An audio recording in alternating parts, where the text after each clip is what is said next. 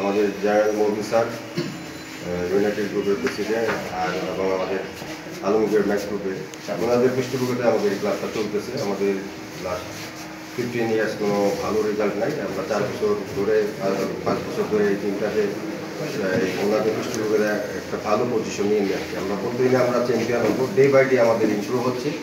আমরা এই এখন দেশের এই অবস্থায়ও ওনাদের দুজনের সহযোগিতায় আমরা একটা ইয়াং ভালো টিম করছি। আমাদের টার্গেট থাকবে চ্যাম্পিয়ন। এখন আমাদের তারপরেও দেশের আর্থিক দিক থেকে একটা সমস্যা হচ্ছে, সব টিমের হচ্ছে।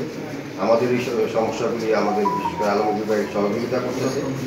আমরা ভালো কিছু করার লক্ষ্যেই আমরা এই টিমটাকে ধরে রাখছি এবং আমরা ইনশাআল্লাহ ভালো কিছু করবো।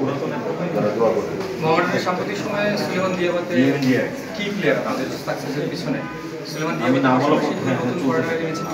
অথবা আমাদের ফরেন প্লেয়ার গত বছরের 4 জন আছে, সুলেমান অবশ্যই আছে এবং তাদের সাথে 2 জন ইয়াং। আমরা একজন হলো গোল্ডেন, সে লাস্ট ইয়ারিয়াতে খেলছে, মোহাম্মদগঞ্জে খেলছে।